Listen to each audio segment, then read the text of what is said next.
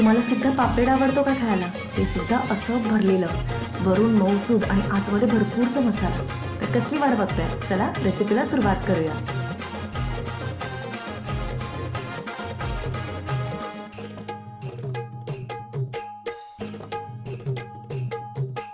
भेसावची पारू नेसली गो नवा सारा.